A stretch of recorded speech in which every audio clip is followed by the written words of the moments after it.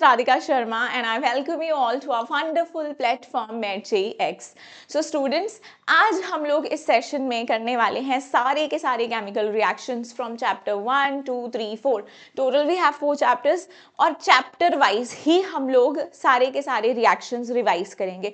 तो इस सेशन में बेटा चारों चैप्टर्स बढ़िया से रिवाइज होने वाले हैं एंड वी ऑल नो कि यार केमिकल इक्वेशंस हमारे लिए कितनी ज़्यादा इंपॉर्टेंट है. अगर आपको कोई भी क्वेश्चन आता है उसमें अगर केमिकल इक्वेशन रिक्वायर्ड है और अगर आप लिख के नहीं आते हो you will not gonna score good marks. अगर आपने इक्वेशन अच्छे से लिखी है you will definitely gonna get full marks. तो जल्दी से रिवाइज कर लेते हैं. चलो from chapter 1 we have okay. अब आपको कॉम्बिनेशन रिएक्शन ये सारी चीजें मालूम है. क्या होता है कि आपके पास जो सब्सटेंस होते हैं वो कंबाइन करके एक सिंपलर सब्सटेंस बना देते हैं. Combination simple combine. अब आपको मान लो कॉम्बिनेशन रिएक्शन लिखना आ गया और उसमें आप एग्जाम्पल नहीं दोगे तो फिर मार्क्स कैसे आएंगे. तो देखो एग्जाम्पल है आपके पास calcium oxide plus water gives you slate lime. Calcium hydroxide साथ में हीट रिलीज होती है तो रिएक्शन कैसा होता है exothermic. Now, a solution of slake lime produced by the reaction is used for white washing of walls. क्योंकि ये रिएक्शन में हमारे पास जो स्लेक लाइम बन रहा है उसको हम वाइट वॉश के लिए यूज करते हैं. ये चीज एनसीईआरटी में मेंशन है तो हमसे पूछा जा सकता है. नाउ ये रिएक्शन आपका कॉम्बिनेशन का एग्जाम्पल है, लेकिन अगर आप इसे देखें calcium hydroxide plus CO2 gives you calcium carbonate plus H2O. ये रिएक्शन कॉम्बिनेशन रिएक्शन नहीं है, लेकिन यहाँ पर आपको इसी रिएक्शन में बताया जाता है. एनसीईआरटी में अगर ये रिएक्शन देखोगे तो नीचे एक पैराग्राफ है, वो बोलता है कि कुछ टाइम के बाद आपकी जो कार्बन डाइऑक्साइड होती है वो कैल्शियम हाइड्रोक्साइड के साथ रिएक्ट कर जाती है और बनाती है कैल्शियम कार्बोनेट की एक शाइनी लेयर जो आपके वॉल्स को एक शाइनी अपीयरेंस देती है. ऑलराइट, तो ये रिएक्शन हमें याद रखने हैं. Burning of coal carbon plus oxygen CO2. Formation of water H2 plus O2 gives you 2H2O. Water हमें यहाँ पर कितना मिलता है, 2 हाइड्रोजन यूज हो रहे हैं, एक ऑक्सीजन. ये आपको बैलेंसिंग से भी पता चल जाएगा. तो हमारे पास कितने हाइड्रोजन यूज हो रहे हैं, कितने मॉलिक्यूल, 2 मॉलिक्यूल हाइड्रोजन, एक ऑक्सीजन. देन हमें कितने मिल रहे हैं, 2 मॉलिक्यूल वाटर के मिल रहे हैं. Now exothermic reactions endothermic reactions क्या होते हैं.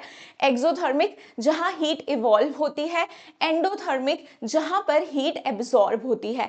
एग्जाम्पल्स मैम जरूरी है इस रिएक्शन के, एनसीईआरटी में भी मेंशन है तो हमें ये एग्जाम्पल्स याद रखने हैं. जैसे burning of natural gas, methane जब ऑक्सीजन के प्रेजेंस में बर्न करती है तो आपके पास कार्बन डाइऑक्साइड, वाटर और बहुत सारी हीट रिलीज होती है इस रिएक्शन में. इन्हें हम कंबशन रिएक्शंस भी कहते हैं. ऑलराइट, रेस्पिरेशन रिएक्शन जो हमारी बॉडी में होता है. नाउ रेस्पिरेशन में क्या है आपका ग्लूकोज. ग्लूकोज का फॉर्मूला इज C6H12O6. इसमें जब ऑक्सीजन के साथ इसका रिएक्शन होता है, जब ऑक्सीजन के साथ रिएक्ट करता है, ऑक्सीडेशन कह सकते हैं हम, CO2 H2O और बहुत सारी एनर्जी रिलीज होती है. तो यहाँ जहां पे भी आपकी एनर्जी हीट रिलीज हो रही है those reactions are exothermic.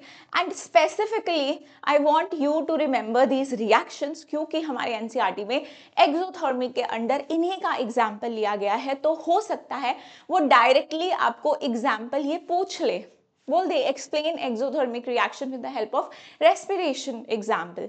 Then you should know these equation, you should know these formulas. Alright, now decomposition reaction. तो बेटा डीकम्पोजिशन मतलब टूटना. अब कोई चीज अपने आप तो नहीं टूट जाएगी ना, आपके रखे रखे आपके पास मान लो कोई केमिकल रखा है तो वो अपने आप से तो कोई नया सब्सटेंस में टूट नहीं जाएगा, है ना. तो हमारे पास क्या होता है कि हमें हीट प्रोवाइड करना पड़ता है क्योंकि कुछ रिएक्शंस आपके रूम टेम्परेचर पे होता है लेकिन हर रिएक्शन आपका रूम टेम्परेचर पे नहीं होता है. स्पेशली डीकम्पोजिशन, किसी चीज को ब्रेक करना है तो उसको रिक्वायर्ड एनर्जी चाहिए होगी टू ब्रेक. सो आप हीट करोगे. वी हैव एग्जाम्पल FeSO4 को. अब ध्यान से बेटा याद रखने पड़ेंगे आपको. देखो इस चीज में बच्चों को लगता है कि हमें टीचर्स कुछ ऐसा बता देंगे जिससे हम लोग को ये याद ही नहीं करना पड़ेगा. तो बेटा ऐसा नहीं होता है बिकॉज इक्वेशंस जो आप पढ़ते हो अपने सिलेबस में वो ऑलरेडी पहले कभी किसी ने एक्सपेरिमेंट किया है तो प्रोडक्ट्स बने हैं.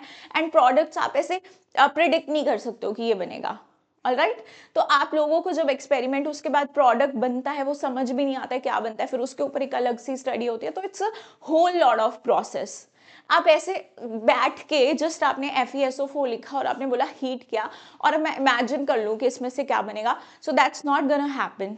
आपको ये चीज़ें याद रखनी ही पड़ेंगी जो एक्सपेरिमेंट से पता चला है कि ऐसा ऐसा करने से ये प्रोडक्ट बनता है। But the thing is that we don't have lot of chemical reactions, और बहुत सारे केमिकल रिएक्शंस ऐसे होते हैं जो हमको विद टाइम पता ही होता है कि इसमें ये प्रोडक्ट बनेगा, लेकिन हाँ कुछ में हम लोग को थोड़ा सा ज़्यादा ध्यान देना पड़ता है। जैसे इस रिएक्शन में पर्टिकुलरली आप हीट करोगे, यू कैंट प्रिडिक्ट दैट आपके फेरिक ऑक्साइड बनेगी, you have to remember it कौन सी ऑक्साइड बन रही है आयरन की, because iron has other oxides as well. तो देखो Fe2O3 फेरिक ऑक्साइड बनेगा, साथ में दो गैसेस इवॉल्व हो रही हैं, this is your solid, these are your gases SO2 SO3। कितनी गैसेस इवॉल्व हुई हैं? दो। याद रखने हैं ये प्रोडक्ट्स आपको। उसके बाद कैल्शियम कार्बोनेट को हीट करते हो, calcium oxide carbon dioxide gas यहाँ से इवॉल्व होती है।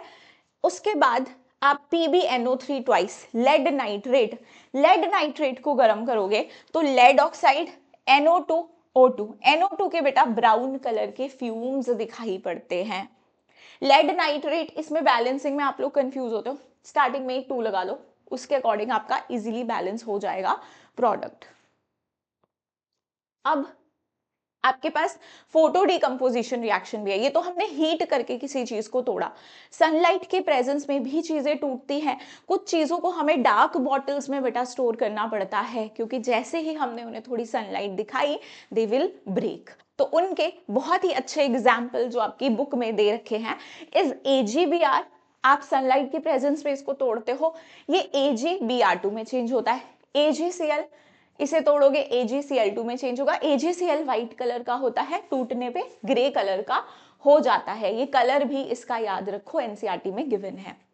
Now these reactions are used in black and white photography. Please बेटा मेरी बात ध्यान से सुन लो, इस लाइन को याद रख लो कि ये reactions black and white photography में यूज होते हैं, क्योंकि एग्जामिनर ये क्वेश्चन पूछता है आपसे, चाहे वो 1 नंबर में पूछे बट ये रिएक्शन आपसे पूछेगा।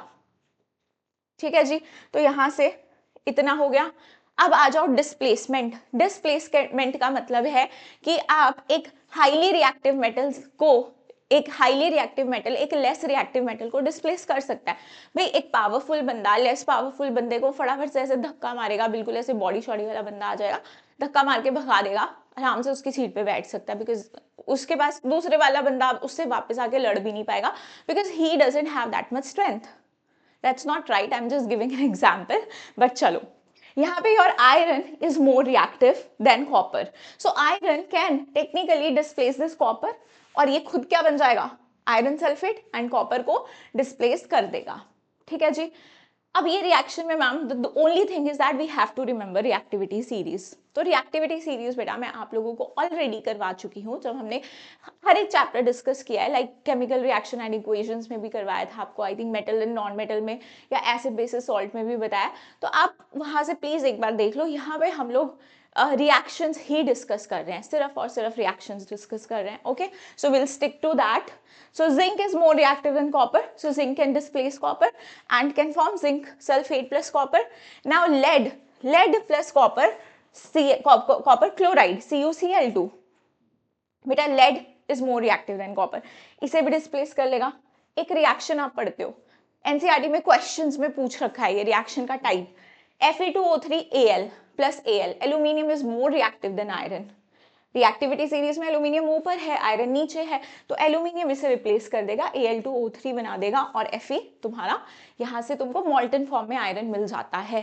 अब ये रिएक्शन तुम्हारा मेटल्स एंड नॉन मेटल्स में भी है। थर्माइट रिएक्शन इसे कहते हैं, थर्माइट रिएक्शन इसका नाम होता है, हम इसे फिर से डिस्कस करेंगे। Okay, now double displacement. Double displacement में बेटा आपके आयंस एक्सचेंज करते हैं, आयंस एक्सचेंज कर जाते हैं। जैसे यहां से मुझे क्या क्या आयंस मिलेंगे, मुझे मिलेगा Na पॉजिटिव। देखो इसका जो कॉफिशिएंट होता है, अगर मैं ऐसे करूं तो 1 होगा, इसका कॉफिशिएंट, इसका चार्ज, इसका जो आपको इसका सबस्क्रिप्ट दिख रहा है वो इसका चार्ज, ऐसे। तो यहाँ पे सल्फेट पे कितना चार्ज है? 2 नेगेटिव। 2 किसका चार्ज है? बेरियम का, क्योंकि फॉर्मूला आप क्रिस क्रॉस करके लिखते हो ना, Cl का चार्ज माइनस, पहले कैटाइन को लिखा जाता है इसीलिए पहले तुमने पॉजिटिव चार्ज वाले लिखे हैं फिर नेगेटिव चार्ज वाले। अब देखो कर दो, बस आयंस को एक्सचेंज कर दो, पॉजिटिव को नेगेटिव के साथ मिक्स करो NaCl बन गया, नेगेटिव को पॉजिटिव के साथ मिक्स करो BSO4 बन गया। ठीक है, फिर बैलेंसिंग ये इधर 2 सोडियम है, इधर भी 2 कर दिए, क्लोरीन 2 है तो ऑटोमेटिकली क्लोरीन 2 हो गए। Is that clear? चलिए अब आ गया ऑक्सीडेशन रिडक्शन। अब यहां से सवाल बेटा हमेशा पूछता है वो, क्यों? देखो इसमें से एक तो तुम्हें रिएक्शन देके पूछ लेगा कि कहाँ ऑक्सीडेशन हो रही है, कहाँ रिडक्शन हो रही है, या तुमसे वो पूछ सकता है कि ऑक्सीडाइजिंग एजेंट, रिड्यूसिंग एजेंट्स क्या होते हैं। तो सिंपल मैंने आप लोगों को बता रखा है कि अपने पास ऑक्सीडेशन रिडक्शन क्या होते हैं। ऑक्सीडेशन रिडक्शन की कुछ डेफिनेशंस हैं जो आपको ध्यान में होनी चाहिए। Addition of oxygen is your oxidation, removal of hydrogen is your oxidation, reduction इससे उल्टा, removal of O2 is reduction, addition of H2 is your reduction। तो देखो बेटा कॉपर में ऑक्सीजन ऐड हुआ, कॉपर की ऑक्सीडेशन, यहां देखो दोनों प्रोसेसेस हो रही हैं, कॉपर ऑक्साइड कॉपर में चेंज हो रहा है, तो आप बोलोगे मैम लॉस ऑफ ऑक्सीजन हो रहा है, तो इसका मतलब इसकी क्या हो रही है? Oxidation. H2 is gaining oxygen, तो इसकी क्या हो रही है? सॉरी इसकी तो रिडक्शन हो रही है। कॉपर इज लूजिंग ऑक्सीजन, तो इसकी क्या हो रही है? रिडक्शन। इसकी क्या हो रही है? रिडक्शन। और इसकी क्या हो रही है? ऑक्सीडेशन। अभी ऑक्सीडाइजिंग एजेंट, रिड्यूसिंग एजेंट भी बताऊंगी, ध्यान से सुनना। Zinc oxide is losing oxygen, तो इसकी क्या हो रही है? Reduction. Carbon is gaining oxygen, तो इसकी क्या हो रही है बेटा? ऑक्सीडेशन। ध्यान रहे हम रिएक्टेंट्स के रिस्पेक्ट में बोलते हैं ऑक्सीडेशन रिडक्शन। वो कई बार तुम्हें क्या करता है एमसीक्यू टाइप क्वेश्चन में कंफ्यूज करता है, बोलता है कि जिंक की ऑक्सीडेशन हो रही है या जिंक की रिडक्शन हो रही है, कुछ ऐसा दे देगा। अब तुम देखो जिंक ऑक्साइड की रिडक्शन हो रही है ना, रिएक्शन हम ऐसे देख रहे हैं, ये यहां से यहां मूव कर रहा है, तुम्हारे जिंक की थोड़ी रिडक्शन हो रही है, वो बोलेगा जिंक की रिडक्शन हो रही है, zinc is getting reduced. No, zinc oxide is getting reduced. ठीक है, तो you always have to answer with respect to your reactants. Now MnO2 change हो गया तुम्हारा MnCl2 में। ठीक है जी, ऑक्सीजन लूज हुआ है, ऑक्सीजन लूज हुआ है यहां पर, तो आप क्या बोलोगे? इसकी हुई है रिडक्शन। इसकी क्या हुई है? रिडक्शन। अब देखो यहां पर तुम्हारे पास HCl में तुम्हारे पास यहां पर अगर मैं बात करूं तो यहां पे देखो ये किस में जा रहा है? Cl में। ठीक है जी, ये किस में चेंज हो गया तुम्हारा? Cl में। तो आप क्या बोल सकते हो यहां पर कि इसकी पर्टिकुलरली इस वाले की आपकी क्या हुई है? ऑक्सीडेशन। अब तुम बोलोगे मैम ये हम कैसे चेक करेंगे? देखो बेटा यहाँ पे H है, यहाँ पे H है, आप यहाँ पे देखो रिएक्टेंट वाली साइड क्लोरीन के साथ कोई भी H नहीं है, कोई भी H नहीं है, सो दैट मीन्स कि यहाँ पर आपका रिमूवल ऑफ हाइड्रोजन की वजह से आप इसको क्या बोल रहे हो? ऑक्सीडेशन बोल रहे हो। आप इसको क्या बोल रहे हो? ऑक्सीडेशन बोल रहे हो। Is that clear? अब इस रिएक्शन में जिसकी रिडक्शन हुई है, जिसकी रिडक्शन हुई है उसको तुम बोल दोगे ऑक्सीडाइजिंग एजेंट। मैम ऐसा क्यों बोला? कुछ बच्चे ऐसे याद रख लें जिसकी रिडक्शन हो रही है वो रिड्यूसिंग एजेंट। नहीं बेटा, इसका जो नाम होता है, जो ये काम करता है, जो जैसे इसकी नेचर होती है, ये उस पे उसका नाम डिपेंड करता है। अगर इसकी रिडक्शन हो रही है, कॉपर ऑक्साइड की अगर रिडक्शन हो रही है, अब ये दोनों स्पीशीज एक ही रिएक्शन में है, कॉपर ऑक्साइड ऑक्सीजन लूज कर रहा है तो हाइड्रोजन आपका इसी ऑक्सीजन को गेन कर रहा है, तो अगर कॉपर ऑक्सीजन नहीं देता तो हाइड्रोजन गेन कहां से करता ऑक्सीजन? तो मतलब इसने हाइड्रोजन की ऑक्सीडेशन करवाई है, इसने हाइड्रोजन की ऑक्सीडेशन करवाई है, तो जो ये दूसरे के लिए काम करता है उसके बेसिस पे इसका नाम होता है। तो आप इसे क्या बोलोगे? Oxidising agent. अब H2 ने इसकी ऑक्सीजन ली है, इसकी ऑक्सीजन ली है, मतलब खुद की ऑक्सीडेशन करी है। अगर ये खाने वाला ही नहीं होता तो ये देता कैसे? तो इसने दूसरे की तो रिडक्शन करवा दी ना, अपनी ऑक्सीडेशन कराई, तो इसीलिए इसे हम क्या बोलेंगे? Reducing agent. जो खुद की ऑक्सीडेशन करे, दूसरे की रिडक्शन करे, उसे रिड्यूसिंग एजेंट कहते हैं। तो आप अब आराम से बता दोगे, इसकी रिडक्शन हो रही है तो इसे क्या बोलोगे, ऑक्सीडाइजिंग एजेंट। इसकी ऑक्सीडेशन हो रही है तो इसे क्या बोलोगे, रिड्यूसिंग एजेंट। इसकी रिडक्शन हो रही है तो इसे बोलोगे ऑक्सीडाइजिंग एजेंट, इसे बोलोगे तुम रिड्यूस एजेंट। ऑक्सीडेशन रिडक्शन लिखो और बस उसके बेसिस पे नाम लिख दो, बात खत्म। अब आ जाओ एसिड बेसिस एंड सॉल्ट। अब सेकेंड चैप्टर के रिएक्शंस को कवर करते हैं। तो देखो, पहला रिएक्शन है मेटल एसिड के साथ रिएक्ट करके, मेटल एसिड के साथ रिएक्ट करके क्या बना देता है, सॉल्ट और हाइड्रोजन। कोई भी मेटल ले लो, मैग्नीशियम, जिंक, कुछ भी ले लो तुम, है ना, बट हाइड्रोजन से रिएक्टिविटी ज्यादा होनी चाहिए उसकी, तभी हाइड्रोजन को डिस्प्लेस कर पाएगा, राइट। तो यहाँ पर Mg प्लस H2SO4 बोलेगा हाइड्रोजन निकल, मैं आ रहा हूं, हाइड्रोजन इसने डिस्प्लेस कर दी। जिंक हाइड्रोजन से ज्यादा पावरफुल है, बोलेगा निकल, ZnCl2 बना दिया H2।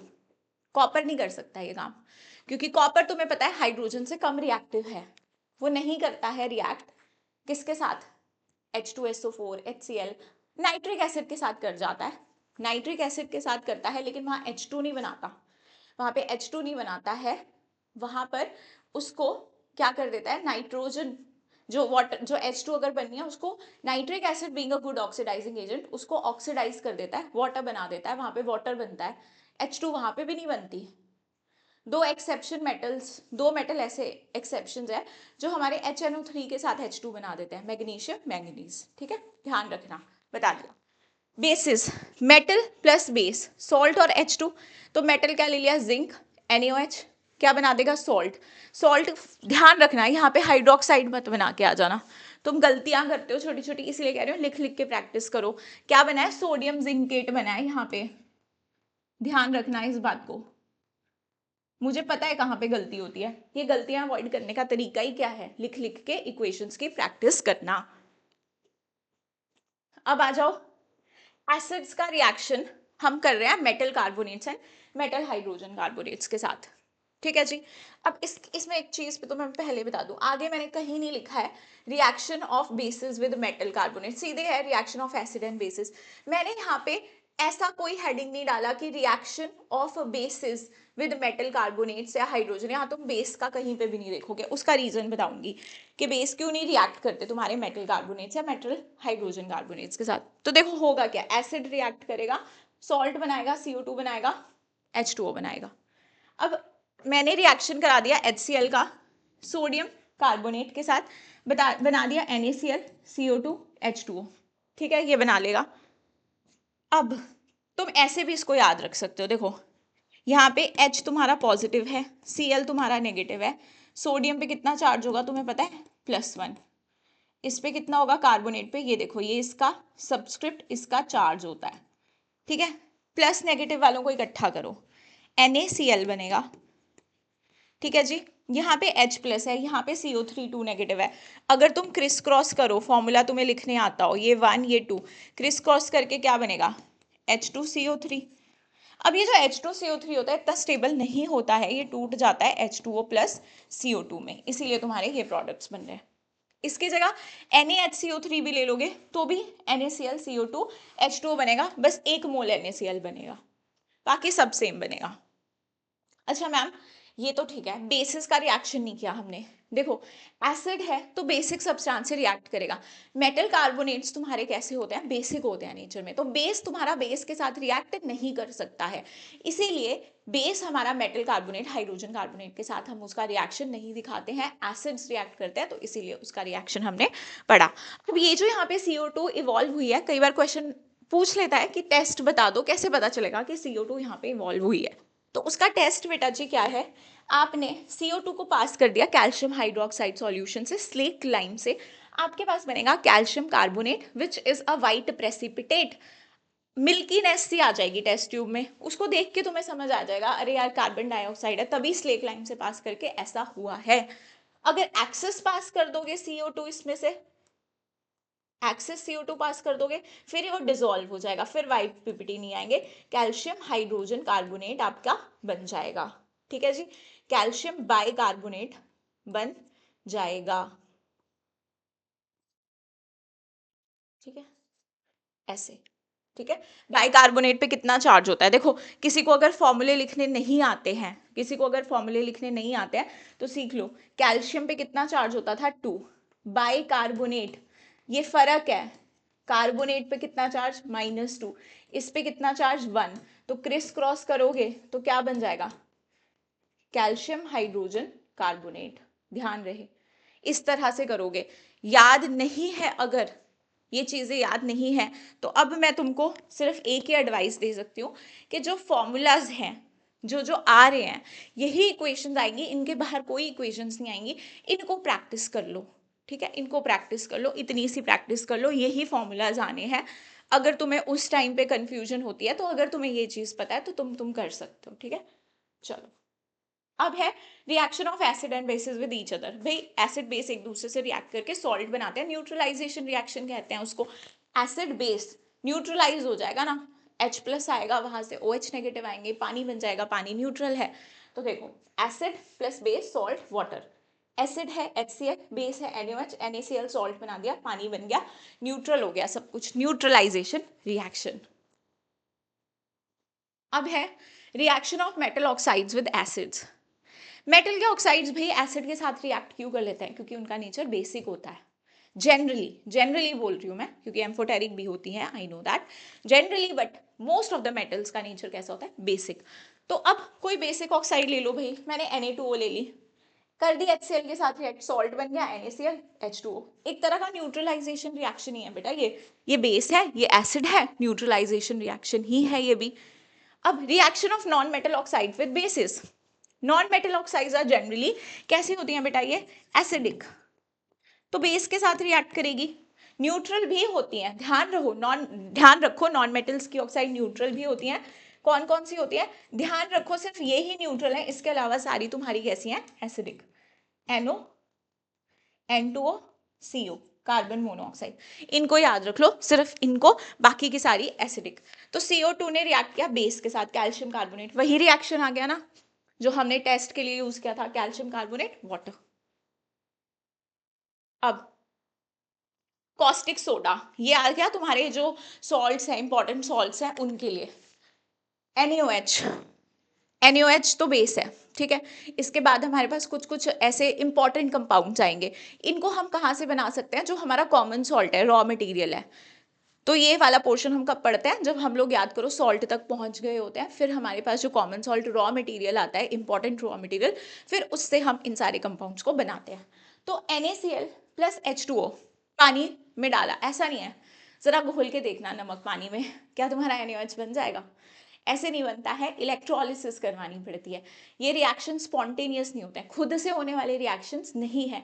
जब तक आप कोई चीज ऐसी प्रोवाइड नहीं करोगे, these reaction will not take place. अगर आप नमक को गर्म भी कर दोगे तो भी ये नहीं बनेगा, मेल्ट हो जाएगा बस। जब तक आप पानी का सॉल्यूशन नहीं बनाओगे, नमक का घोल नहीं बनाओगे और उसमें से इलेक्ट्रिसिटी नहीं पास करोगे, आपके पास NaOH नहीं बनेगा।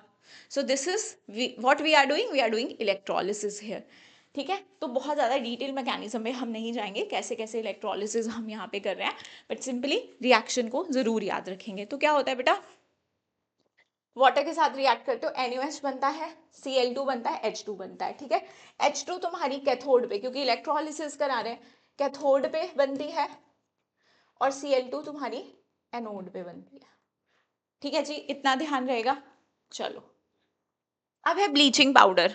ब्लीचिंग पाउडर CaOCl2, CaOCl2 कैसे बनता है, कैल्शियम हाइड्रोक्साइड स्लेक लाइम को अगर तुम Cl2, अगर उसमें से Cl2 पास कर दोगे, क्लोरीन गैस रिएक्ट करवा दोगे उसके साथ, तो CaOCl2 बनेगा, विच इज कैल्शियम ऑक्सीक्लोराइड, जिसे कहते हैं हम ब्लीचिंग पाउडर, और साथ में वाटर तुम्हारा रिलीज होगा। अब बेकिंग सोडा तो भाई हमारे लिए बड़ा यूजफुल है ना। बेकिंग सोडा कैसे बनेगा, NaCl वाटर, कार्बन डाइऑक्साइड, साथ में बस एक अमोनिया और ले लो, अमोनिया ले लिया, कार्बन डाइऑक्साइड, वाटर और NaCl तो देखो काम आ ही रहा है, हमारा बड़ा अच्छा रॉ मटेरियल है। क्या बना देगा, अमोनियम क्लोराइड, सोडियम बाइकार्बोनेट, ठीक है जी। ये चीजें बन गई हमारी, हमें क्या चाहिए था, सोडियम बाइकार्बोनेट, बन गया हमारा बेकिंग सोडा, ठीक है, बन गया बेकिंग सोडा। अब आगे चलते हैं।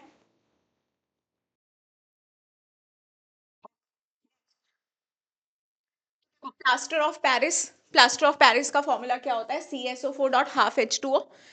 ठीक है जी, कैसे बनता है? CSO4.2H2O। जिप्सम को जब आप हीट करोगे at 273 kelvin, temperature is very very important over here. आप 373 केल्विन पे हीट करोगे, आपको क्या मिल जाएगा यहाँ से? Plaster of Paris, that is CSO4.12H2O, and 1.5H2O आपका यहाँ से रिमूव हो जाएगा। अगर आप इसे और ज्यादा हीट कर दोगे, इससे ऊपर हीट कर दोगे, तो फिर CSO4 बन जाएगा, which is called your dead burnt plaster. ठीक है जी, ये बात याद रहेगी हमें। उसके बाद आ जाओ मेटल्स एंड नॉन मेटल्स के रिएक्शन पे। एसिड बेसिस के हमारे रिवाइज हो गए हैं, अब आते हैं मेटल एंड नॉन मेटल्स पे। तो देखो, सबसे पहला है मेटल्स का रिएक्शन ऑक्सीजन के साथ। तो हम सबको पता है कि ऑक्सीजन के साथ रिएक्ट करते हैं अलग अलग तरह से। तो हमारे पास कुछ मेटल्स ऐसे हैं, जैसे सोडियम है, पोटाशियम है, वेरी वेरी रिएक्टिव। आपका सिंपली रूम टेम्परेचर पे ही ये रिएक्ट कर जाएगा ऑक्सीजन के साथ। देखो, रिएक्ट्स एट रूम टेम्परेचर। दोनों sodium potassium highly highly reactive metals होते हैं, लेकिन मैग्नीशियम जिंक इतने ज्यादा रिएक्टिव नहीं है इसके कंपैरिजन में, तो थोड़ा हीट करना पड़ता है। कॉपर के केस में भी हमें स्ट्रॉन्ग हीटिंग करनी पड़ती है, तब जाके ये ऑक्सीजन के साथ रिएक्ट करते हैं और अपनी अपनी रिस्पेक्टिव ऑक्साइड्स बनाते हैं। Now amphoteric oxides, very very important, इसे आप इंपॉर्टेंट मार्क कर लो, यहाँ से सवाल पूछे जाने के बहुत ज़्यादा चांसेस होते हैं। एम्फोटेरिक ऑक्साइड्स, आपके सिलेबस में सिर्फ 2 एम्फोटेरिक ऑक्साइड्स हैं, इसके अलावा भी एम्फोटेरिक ऑक्साइड्स होती हैं, लेकिन हमें सिर्फ ये 2 याद रखनी है। Oxide show basic as well as acidic character, base के साथ भी रिएक्ट कर जाएगी, एसिड के साथ भी रिएक्ट करेगी, क्योंकि इसमें तो दोनों ही कैरेक्टर्स हैं, एसिडिक भी है, बेसिक भी है। तो कौन कौन सी है? Aluminium oxide, zinc oxide. Aluminium oxide जब HCl के साथ रिएक्ट करता है, क्या बनाता है? AlCl3 water salt. यहाँ पे Al2O3 NaOH के साथ जब रिएक्ट कर रहा है, तो खुद अपने आप क्या कर रहा है? एसिड की तरह बिहेव कर रहा है। क्या बनाएगा? सॉल्ट बनाएगा। ध्यान रहे, सॉल्ट बनाएगा। क्या सॉल्ट है? फॉर्मूला भूल जाते हो आप लोग इस सॉल्ट का। क्या फॉर्मूला है? NaAlO2, sodium aluminate plus water. Zinc के केस में बनाता है सोडियम जिंकेट, जहां पे Na 2 है, लेकिन एल्यूमिनियम के साथ जब रिएक्ट कर रहा है, वहां पे 1 है। चार्ज बैलेंस करना होता है, बट अभी आपको चार्ज निकालना नहीं आता है, तो फॉर्मूला याद रखो।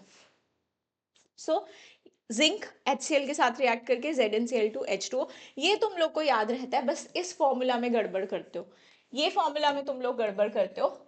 इस फॉर्मूला को ध्यान रखो, कहाँ सोडियम 1 है, कहाँ सोडियम 2 है। अब चलो, reaction of metals with water. Water में अलग अलग तरह से रिएक्ट करेंगे। अब सोडियम है तुम्हारा, कैल्शियम है, कोल्ड वाटर में रिएक्ट कर जाएगा, लेकिन सोडियम इतना एक्टिव मेटल है, हाइड्रोक्साइड हाइड्रोजन रिलीज करेगा, हाइड्रोक्साइड बनाएगा अपना, और तुम्हारा रिएक्शन जो होगा बहुत ज्यादा विग्रस होगा, बहुत ज्यादा विग्रस रिएक्शन होगा। लेकिन कैल्शियम उससे कम रिएक्टिव है, तो इस केस में रिएक्शन विग्रस नहीं होगा, बट हाँ, कोल्ड वाटर के साथ रिएक्शन दे देगा। लेकिन मैग्नीशियम हमारा कोल्ड वाटर के साथ नहीं देगा, हमें चाहिए होगा हॉट वाटर, बनाएगा मैग्नीशियम हाइड्रोक्साइड एंड H2। इनमें ध्यान रखो बेटा, जिंक, आयरन, एल्यूमिनियम भी एक, ये क्या होते हैं? They are highly reactive. आपके वाटर के साथ कैसे रिएक्ट करते हैं? स्टीम के फॉर्म में, स्टीम के साथ रिएक्ट करते हैं ये, ठीक है। H2O तुम यहाँ पे गैसियस लिख सकते हो, स्टीम के साथ रिएक्ट करेंगे और हाइड्रोक्साइड नहीं, ऑक्साइड बनाएंगे। जिंक ऑक्साइड बनाएगा। आयरन के ऑक्साइड का फॉर्मूला फिर गलत कर देते हो, तुम्हें ध्यान नहीं आता कौन सी ऑक्साइड बना रहा है, तो Fe3O4 बना रहा है यहाँ पर। ध्यान रहे, Fe3O4 बना रहा है यहाँ पर। कुछ बच्चे Fe2O3 लिख के आ जाते हैं, रस्ट थोड़ी बना रहे हो यहाँ पे, ठीक है। Fe3O4, इस फॉर्मूले को याद रखना। उसके बाद है reaction of metal with dilute acids. Acid के साथ ये तो पढ़ा, सॉल्ट बनाएगा, हाइड्रोजन इवॉल्व कर देगा। कौन सा मेटल? जिंक, जैसे कि रिएक्टिव है हाइड्रोजन से, ये रिएक्शन हमने अभी अभी पढ़ी थी। अब आ जाओ एक्सट्रैक्शन ऑफ मेटल्स में, रोस्टिंग कैल्सिलेशन पे। देखो बेटा, हर साल सवाल पूछ रहा है, वो याद रख लो। रोस्टिंग में क्या होता है? आप सल्फाइड ओर्स को ऑक्सीजन के प्रेजेंस में हीट करते हो, जैसे आपने जिंक सल्फाइड, या फिर आप HGS ले लो, ठीक है, सिनाबार O2, आपने इनको क्या किया, तो ये अपनी रिस्पेक्टिव ऑक्साइड बना देगी और साथ में SO2 रिलीज हो जाएगा। कैल्सिनेशन मतलब कैंसिल कर दो ऑक्सीजन की सप्लाई को, कैंसिल, जैसे कि जिंक कार्बोनेट लिया, हीट किया, जिंक ऑक्साइड CO2 बना दिया। उसके बाद है थर्माइट रिएक्शन, बोला था मैंने तुमको आएगा। इसमें हम कब यूज करते हैं, हम बोलते हैं जब रिडक्शन करनी हो, हमें रिडक्शन करनी हो, क्योंकि अभी तो हमें ऑक्साइड मिला है, अगर मेरे को इसकी रिडक्शन करनी हो तो मैं क्या कर सकती हूँ, कार्बन यूज कर सकती हूँ, तो ये रिड्यूस हो जाएगा, ठीक है। लेकिन हम लोग क्या कर सकते हैं, जैसे मुझे मान लो आयरन मेटल का मैं एक्सट्रैक्शन कर रही थी, मैं इस स्टेप तक पहुंच गई कि मेरे को आयरन ऑक्साइड मिल गया, तो मैं एक इससे स्ट्रॉन्ग मेटल भी तो यूज कर सकती हूँ ना इसके डिस्प्लेसमेंट के लिए, ये इसको डिस्प्लेस करेगा, मुझे फ्री आयरन मिल जाएगा। तो थर्माइट रिएक्शन है ये। कैसा रिएक्शन है, यहाँ से मुझे मॉल्टन Fe मिलता है, रेलवे वगैरह के क्रैक्स को सही करने में हम इसको यूज करते हैं। अब है कार्बन एंड इट्स कंपाउंड के reaction. Carbon and its compound के रिएक्शन तो बहुत बहुत ही ज्यादा इंपॉर्टेंट है, चाहे तुम्हारा वो केस स्टडी वाला क्वेश्चन हो, चाहे तुम्हारे पास बड़े बड़े क्वेश्चन हो, छोटे क्वेश्चन हो, हर टाइप का क्वेश्चन यहाँ से मिलता है, बहुत ज्यादा नंबर का पेपर यहाँ से आता है, तो कोई भी रिएक्शन छोड़ना नहीं है। कंबशन में क्या होता है आपको पता है, CH4O2, हमेशा कंबशन के प्रोडक्ट CO2H2O बनते हैं, बहुत सारी हीट लाइट इवॉल्व होती है, एक्सोथर्मिक रिएक्शन होता है। इसकी जगह बेटा मैं इथेन भी ले लेती तो भी प्रोडक्ट यही बनते। Combustion is nothing but it's a complete oxidation, पूरी तरह से ऑक्सीडेशन कर देता है, अपने कंपाउंड को CO2 तक पहुंचा देता है, इससे आगे ऑक्सीडेशन नहीं होती, ये फाइनल प्रोडक्ट है। लेकिन बीच में हमारे पास कुछ ऐसे ऑक्सीडाइजिंग एजेंट भी होते हैं जो CO2 तक नहीं, लेकिन बीच में कोई और प्रोडक्ट हमें बना के दे देते हैं, तो इसीलिए इसे कंबशन बोला है। ये एक तरह की ये भी ऑक्सीडेशन, लेकिन इसका अलग से नाम ऑक्सीडेशन रखा है क्योंकि यहाँ पे ये कंप्लीट ऑक्सीडेशन नहीं कर रहा है। जैसे आपके पास कुछ ऑक्सीडाइजिंग एजेंट्स होते हैं, सबसे स्ट्रॉन्ग ऑक्सीडाइजिंग एजेंट जो हमारी केमिस्ट्री में है, that is your KMnO4 and K2Cr2O7, बहुत ज़्यादा स्ट्रॉन्ग हमारे ऑक्सीडाइजिंग एजेंट्स है ये। अब आगे तुम्हें समझ भी आएगा क्यों होते हैं ये, इस क्लास में नहीं आता है, लेकिन आगे जब हम हायर क्लास में जाते हैं, 11th में जाओगे, तब तुम्हें चीज़ें और समझ में आएंगी, ठीक है। इन सारे रिएक्शंस को देखोगे भी, मैकेनिज्म भी देखोगे किस तरह से होते हैं। तो आप लोगे इथेनॉल, इथेनॉल ले लिया, इथेनॉल की अभी फर्दर ऑक्सीडेशन हो सकती है, आप यहाँ से क्या कर सकते हो, हाइड्रोजन को रिमूव कर सकते हो और एक ऑक्सीजन को इसके अंदर ऐड कर सकते हो। अभी स्कोप है इसका, कैसे, क्योंकि आप इथेनॉल को एसिड बना सकते हो, इथेनॉल को ये एसिड तक ऑक्सीडाइज करता है, because this is a strong reducing agent. मैं चाहती तो मैं इसको कोई और, आपने फंक्शनल ग्रुप पढ़ा है एल्डिहाइड, मैं इसको एल्डिहाइड तक भी ऑक्सीडाइज कर सकती थी अगर मैं माइल्ड ऑक्सीडाइजिंग एजेंट लेती, लेकिन हमारे सिलेबस में वो नहीं है, हम स्ट्रॉन्ग ऑक्सीडाइजिंग एजेंट लेके इसको एसिड तक ऑक्सीडाइज कर देते हैं, ठीक है। तो याद रहेंगे ये स्ट्रॉन्ग ऑक्सीडाइजिंग एजेंट KMnO4 और K2Cr2O7, ठीक है बेटा। एडिशन रिएक्शन कुछ नहीं है, एक बॉन्ड तोड़ो, एक हाइड्रोजन इस पे ऐड हो जाएगा, एक इस पे, कार्बन की वैलेंसी पूरी करनी होती है 4, तो तुम्हारे पास क्या बन गया, ईथेन। ये रिएक्शन तुम्हारा कैटलिस्ट की प्रेजेंस में होता है, कैटलिस्ट लिखना मत भूलना, निकल, पैलेडियम, प्लेटिनम, ये सब कैटलिस्ट तुम यूज कर सकते हो इनके सरफेस पे, क्योंकि ये दोनों गैस है, ईथीन, हाइड्रोजन, ये रिएक्शन ऐसे होगा ही नहीं, दूर दूर भागेंगे एक दूसरे से, हमें कोई सरफेस चाहिए होगा मेटल का जिस पे पहले हम इन गैसेस को एड्सॉर्ब करवाएंगे, तब तो पास पास आके रिएक्शन करेंगी ना, इसीलिए हम लोग इन मेटल्स को यूज करते हैं। सब्स्टिट्यूशन रिएक्शन मतलब आपने एक की जगह दूसरे को लगा दिया, आपने यहाँ से एक हाइड्रोजन निकाला, उसकी जगह Cl भेज दिया, CH3Cl, HCl निकल गया। इसमें इन रिएक्शंस में ना बेटा रिएक्शन कंडीशंस बहुत ज़्यादा इंपॉर्टेंट होती हैं। ये जो आपका सब्स्टिट्यूशन रिएक्शन है, अगर आप सनलाइट नहीं लिख के आओगे तो गलत होगा, क्योंकि ये सनलाइट की प्रेजेंस में ही होता है। ऐसे तुम्हारे जो एल्केन्स होते हैं वो रिएक्ट नहीं करना चाहते होते हैं, बड़े ही अनरिएक्टिव होते हैं, उनके कंपैरिजन में ये एल्कीन ये ज़्यादा रिएक्टिव होते हैं। अब जब सनलाइट में रखोगे तभी रिएक्शन होगा, तो सनलाइट लिखना मत भूलना। एल्केन्स के कैरेक्टरिस्टिक रिएक्शन होते हैं सब्स्टिट्यूशन रिएक्शन, एल्कीन्स के कैरेक्टरिस्टिक रिएक्शन होते हैं एडिशन रिएक्शन। देखना एल्केन में तुम एडिशन रिएक्शन का एग्जाम्पल नहीं पढ़ा तुम, क्योंकि शो ही नहीं करते। एल्कीन में एल्कीन भी कर देगी, एल्काइन भी कर देगी, अगर मैं यहाँ पे लिख दूं ना एल्काइन भी कर देगी एडिशन रिएक्शन शो, क्योंकि इसके लिए तुम्हारे पास क्या होना चाहिए, मल्टीपल बॉन्ड। बट इसमें क्या लग जाएंगे मेरे 2 मोल हाइड्रोजन के, क्योंकि मुझे 2 बॉन्ड तोड़ने हैं, तो मैंने यहां से क्या बना लिया, इथेन बना लिया, ठीक है जी। याद रखना इन कंडीशंस को भाई, कैटलिस्ट, सनलाइट। उसके बाद आ जाओ इथेनॉल का रिएक्शन सोडियम के साथ, सोडियम के साथ इथेनॉल रिएक्ट करता है, तुम्हारा क्या बना लेता है, सोडियम इथेनोएट। अब हाइड्रोजन गैस यहाँ पे इवॉल्व हो रही है, ठीक है, ये एक तरह से बताता है, इसका एसिडिक नेचर बता देता है ये रिएक्शन हमारा। उसके बाद reaction of ethanol with concentrated H2SO4, very very important. Concentrated H2SO4 dehydrating agent होता है, पानी निकाल लेता है। कैसे मैम, यहाँ पे इसको ऐसे करके लिख दो, इसे ऐसे करके लिख दो ना, निकाल दो पानी, पानी निकाल दिया, कार्बन की वैलेंसी अब ऐसे तो होगा नहीं कि एक वैलेंसी कम रखेगा, डबल बॉन्ड बन जाएगा, इथीन बन जाएगा। तो कंसंट्रेटेड H2SO4 डालोगे तभी पानी निकलेगा। तो ये रिएक्शन के कंडीशंस याद रख लेना, अपने आप से तो हो नहीं जाएगा कि तुम्हारे घर पे इथेनॉल पड़ा है, खुद ही पानी निकल गया उसमें से ठीक है, पानी निकालना होगा, कंसंट्रेटेड H2SO4 डाल देना। एस्टेरिफिकेशन रिएक्शन, यहाँ पे एक नया फंक्शनल ग्रुप बन रहा है एस्टर्स, जिसके बारे में हम पढ़ते नहीं हैं इस क्लास में, उसकी नेमिंग भी नहीं पढ़ते हैं, IUPAC नेमिंग हमारे सिलेबस में नहीं है, लेकिन हाँ 11th में जाओगे तो एस्टर्स की नेमिंग वहाँ पे सीखोगे। ये भी एक ऑर्गेनिक कंपाउंड है, ऑर्गेनिक कंपाउंड की क्लास है। तो जब आप एसिड और एल्कोहल को रिएक्ट करवाते हो तो बनते हैं एस्टर्स।